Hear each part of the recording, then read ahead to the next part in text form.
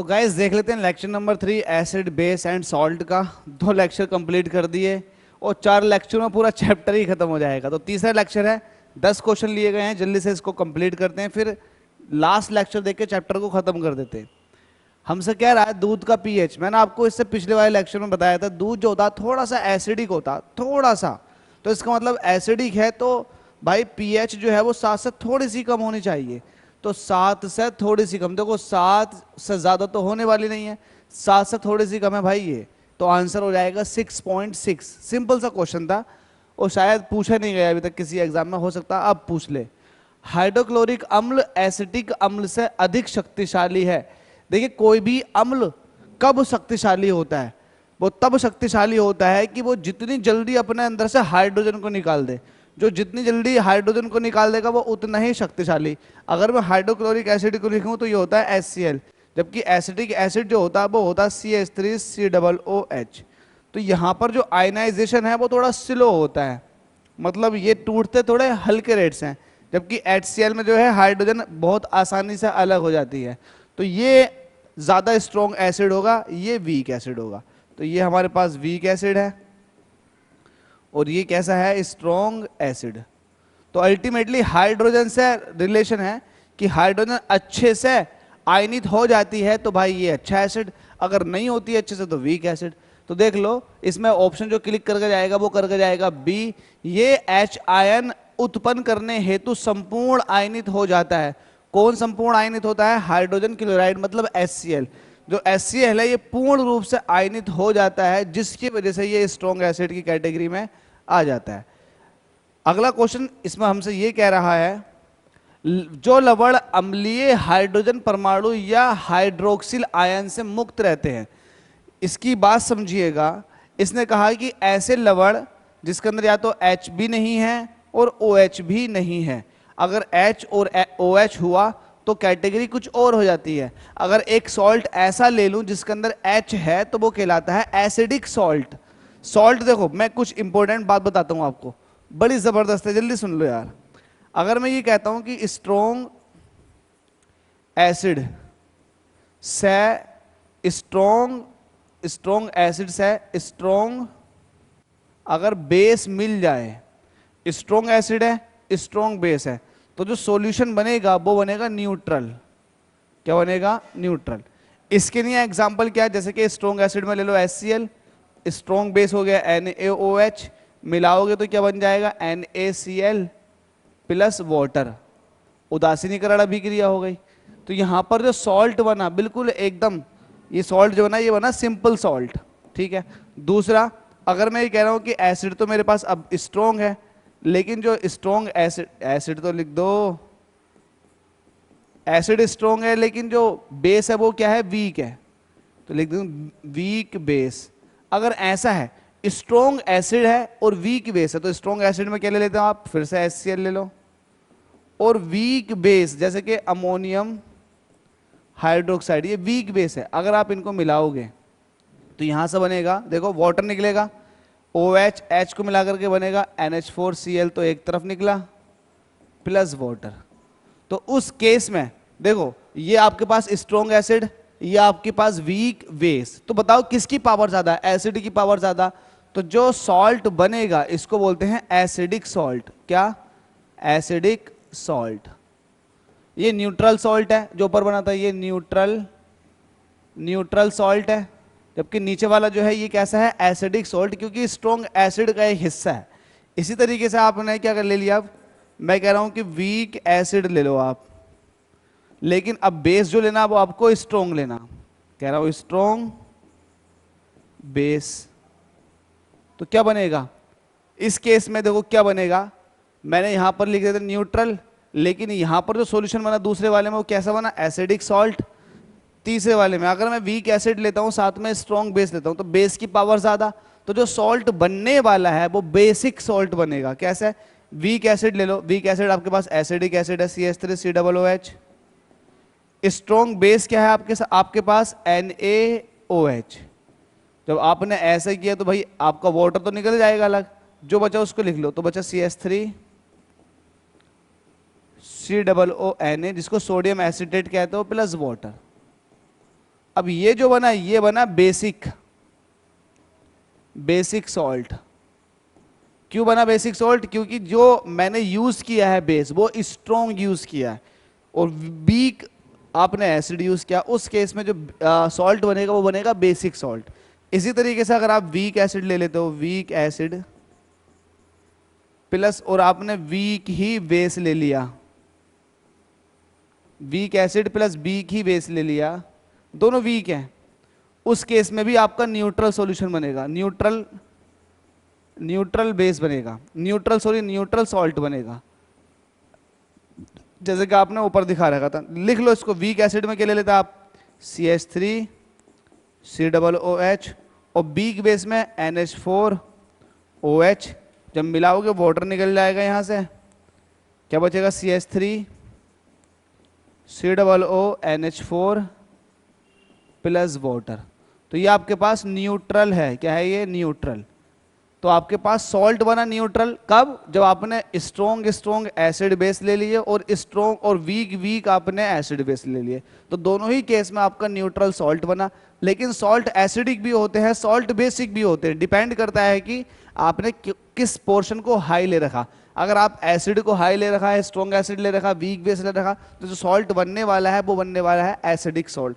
ये सिंपल सी बेसिक सी कुछ अच्छी बातें थी जो कि आपको पता होनी चाहिए अगर आप लेक्चर देख रहे हैं। हमसे कह रहा है जो लवण अम्लीय हाइड्रोजन, ऐसा जिसके अंदर हाइड्रोजन ना हो और OH भी ना हो, ऐसे सॉल्ट बताओ जिनके अंदर H भी ना हो और OH भी ना हो। तो जिसके अंदर H और OH नहीं होते उनको बोलते हैं हम सिंपल सॉल्ट, साधारण लवण। ठीक है, तो हमारे पास सामान्य लवण बन जाते हैं जिसके अंदर ना तो कोई H है ना ही OH है। अगर आपके जहन में क्लिक करे कि यार ऐसा कैसे पता लगेगा, तो मैं आपको बता देता हूं। सपोज दैट NaHSO4 है, NaHSO4।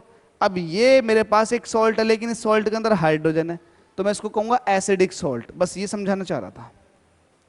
ठीक है भाई। अब देखो निम्नलिखित में से कौन सामान्य लवण नहीं है? तो नहीं होने का मतलब क्या है? या तो उसके अंदर H होगा या उसके अंदर OH होगा। तो देखो किसके अंदर H या फिर OH है। इसके अंदर आपको H दिख रहा है, इसके अंदर H है, तो फिर ये सामान्य लवण नहीं हुआ। ये भी सामान्य है, ये भी सामान्य है और अगला वाला भी सामान्य है। सिर्फ इसके अंदर H होने की वजह से ये सामान्य लवण नहीं हुआ। अगला क्वेश्चन, जटिल लवण, कॉम्प्लेक्स सॉल्ट। कॉम्प्लेक्स सॉल्ट किसको बोलते हैं भाई? बातों को जानो। कॉम्प्लेक्स सॉल्ट किसको कहते हैं? कॉम्प्लेक्स की फॉर्म में है, ऐसा सॉल्ट जो कॉम्प्लेक्स की फॉर्म में। कॉम्प्लेक्स बोलते हैं उन कंपाउंडों को जिनके अंदर कोऑर्डिनेट कोवैलेंट बॉन्ड पाया जाता है, उपसह संयोजक बंध लगा हुआ होता है, जिनके अंदर कुछ सेंट्रल एटम भी होते हैं और वो बॉन्ड बनाए हुए रहते हैं। तो गाइस इसकी पहचान ये है कॉम्प्लेक्स की कि ये स्क्वायर ब्रैकेट लगी हुई होती है, इसके अंदर इस तरह की ब्रैकेट लगी हुई होती है, तो ये कॉम्प्लेक्स सॉल्ट है। अगर इस तरह की ब्रैकेट लगी हुई नहीं है और एक से ज्यादा सॉल्ट उसके अंदर मिले हुए हैं, तो उसको हम बोलते हैं डबल सॉल्ट, द्विक लवण। जैसे कि एलम, पोटाश एलम जिसको आप बोलते हो फिटकरी, दूसरा मोहर सॉल्ट जिसको आप बोलते हो मोहर लवण। तो भाई ये जो है ये है डबल सॉल्ट, द्विक लवण। लेकिन जो कॉम्प्लेक्स की फॉर्म में रहते हैं उनको बोलते हैं जटिल लवण, मतलब कॉम्प्लेक्स सॉल्ट। तो हमसे पूछ लिया कॉम्प्लेक्स जटिल लवण कॉम्प्लेक्स सॉल्ट का उदाहरण है, तो भाई ये भी कॉम्प्लेक्स है, ये भी कॉम्प्लेक्स की फॉर्म में है, ये भी। तो इसका आंसर हो जाएगा ये सभी कॉम्प्लेक्स की फॉर्म है, क्योंकि आपकी पहचान है कॉम्प्लेक्स की ये। तो जिसके अंदर ये ब्रैकेट होगी वो कॉम्प्लेक्स है, जिसके अंदर ये ब्रैकेट नहीं होगी वो कॉम्प्लेक्स नहीं होगा, वो फिर डबल साल्ट होगा। जैसे कि मोहर लवण क्या है? तो ये द्विक साल्ट है, द्विक लवण है। कैसे? बता देता हूं। इसका फॉर्मूला देखो, ये होता है ये पता है ना आपको? ये पहचान है, क्या है? फेरस अमोनियम सल्फेट इसका नाम है। तो फेरस अमोनियम सल्फेट के अंदर दो साल्ट दिखाई दे रहा है, एक ये और एक ये। तो इस तरह के सॉल्ट के कॉम्पोजिशन को बोलते हैं द्विक लवण, मतलब डबल साल्ट, डबल सॉल्ट। ऐसे आपने एक और पढ़ रखा फिटकरी का, क्या है वो? K2SO4 डॉट Al2SO4 का whole thrice into 24 molecules of water, जिसमें पानी के मॉलिक्यूल अलग जुड़े हुए होते हैं। तो ये भी डबल सॉल्ट है, ये भी डबल सॉल्ट है, द्विक लवण है, क्योंकि इसके अंदर एक से ज्यादा सॉल्ट होगा, कॉम्पोजिशन है। तो ये भी बात आप याद रखना, मोहर लवण क्या है? एक द्विक लवण है। अगला सूची 1 का सूची 2 से भाई इस तरह के क्वेश्चन तो बड़ी जल्दी हो जाते हैं। देखो कैसा करेंगे, सामान्य लवण पहचान के लिए आपको क्या करना है, पहले इनके फॉर्मूले लिख देने। फिटकरी की बात करूं तो K2SO4 Al2SO4 का होल थ्राइस, क्योंकि आप कॉम्पिटिशन में तो 33 लिखोगे। बेरियम क्लोराइड की बात करोगे तो BaCl2 होता है। सोडियम बाइकार्बोनेट तो ये होता है NaHCO3। फेरिक हाइड्रोक्साइड तो फेरिक है तो FeOH का होल थ्राइस। ठीक है भाई। अब यहां से देखो, हमसे पूछा है सामान्य लवण, इन दोनों में इन सब में देखो सामान्य लवण कौन सा, तो सामान्य लवण सिर्फ आपको यही दिखाई देगा। तो सामान्य लवण है आपके पास बेरियम क्लोराइड, मतलब ये हो गया ए का दूसरा। अब देखो ए का दूसरा किस में दे रखा, ए का दूसरा या तो इसके अंदर दे रखा है या इसके अंदर दे रखा, तो इसका मतलब ना तो ये आंसर होगा ना ये आंसर होगा, बी और सी में से एक आंसर होगा। ठीक है, अगर बी वाले को चेक करूंगा तो बी दोनों में ही भाई 3-3 है, तो बी से तो मुझे पहचान नहीं लगेगी, लेकिन मुझे सी और डी से पहचान लग सकती है, तो मैं डी को देख लेता हूँ। द्विक लवण, बताओ द्विक लवण डबल साल्ट कहाँ है इसमें पूरे में, डबल साल्ट जो है फिटकरी है जिसको आप एलम कहते हो, तो इसका मतलब डी का क्या हो गया पहला। तो डी का पहला कहाँ है, डी का पहला इसके अंदर है, तो ये मेरा सही आंसर हो जाएगा बी। मेरा आंसर सही क्या हो जाएगा, बी हो जाएगा। ठीक है भाई, क्योंकि 4 उसका ऑप्शन नहीं हो सकता। तो इस हिसाब से मैंने पता लगा लिया। हालांकि आपको पता भी है अम्लीय लवण, इसमें देखो अम्लीय कौन सा है, जिसके अंदर हाइड्रोजन होती है वो अम्लीय होता, तो ये हो गया। तो अम्लीय लवण हो गया सोडियम बाइकार्बोनेट। और क्षारीय लवण कौन सा हो गया, क्षारीय लवण फेरिक हाइड्रोक्साइड, सिंपल सा।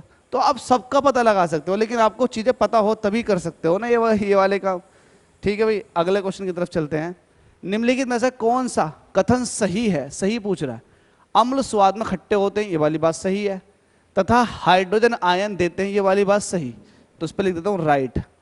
अम्ल स्वाद में खट्टे होते हैं तथा OH आयन देते नहीं, भाई ये रॉन्ग है, ये तो रॉन्ग है, ये वाली बात ठीक नहीं है। तो जिसमें 2 है वो तो खत्म हो जाएंगे, जिसमें 2 है वो तो खत्म हो जाएंगे, जिसमें 2 है वो तो खत्म हो जाएंगे, जिसमें 2 है वो तो खत्म हो जाएंगे। तो आपके पास एक ही आंसर बनता है, वो है केवल 1 और 3। अब देखो ऑटोमेटिक कैसे निकल कर आएगा। 1 आपका ठीक है। क्षार स्वाद में कड़वे होते हैं तथा OH आयन देते हैं, क्या बात सही नहीं है, क्या ये बात सही है, लेकिन मेरे पहले ऑप्शन से ही ऑटोमेटिकली आंसर आ गया था। अगला, हाइड्रोजन सभी अम्लों का एक आवश्यक अवयव है, ये सर्वप्रथम किसने कहा था, तो ये डेवी का स्टेटमेंट था। डेवी ने सर्वप्रथम ये कहा था कि जितने भी एसिड होते हैं उनके पास हाइड्रोजन आवश्यक ही होगी। ये हाइड्रोजन पर रिसर्च करते रहते थे, इन्हें पता था कि हाइड्रोजन से मिलकर चीजें बननी है, तो एसिड वो होंगे जिनके अंदर हाइड्रोजन होनी ही है। आर्हीनियस जब साइंटिस्ट आए थे 1800 कुछ में, तो उन्होंने ये कहा था कि एसिड वो होते हैं जिनको अगर वाटर के अंदर डाल दिया जाए तो वो H+ देंगे ही देंगे। बेस वो होते हैं जिनको वाटर में डाल दिया जाए तो OH- देंगे। उनका स्टेटमेंट ये था। हालांकि आगे भी साइंटिस्ट आए, उन्होंने अलग अलग डेफिनेशन दी। लास्ट क्वेश्चन है इस वीडियो लेक्चर का, हमसे कह रहा है लवण जो जल का अवशोषण करते हैं। देखो कुछ ऐसे होते हैं सॉल्ट, जैसे कि एटमोस्फेयर के अंदर कुछ सॉल्ट ऐसे होते हैं जो एटमोस्फेयर के अंदर जो नमी होती है ना उसको एब्जॉर्ब करते रहते हैं। तो वो सॉल्ट जो वाटर को एब्जॉर्ब करते हैं उनको बोलते हैं हाइग्रोस्कोपिक लवण। क्या, हाइग्रोस्कोपिक सॉल्ट। ठीक है भाई, उनको बोलते हैं हाइग्रोस्कोपिक सॉल्ट। तो ये सिंपल सा आपके लेक्चर खत्म हो चुका है, एकदम खत्म कर दिया। इजी था और समझ में भी आपको आया होगा। Thank you so much video देखने के लिए।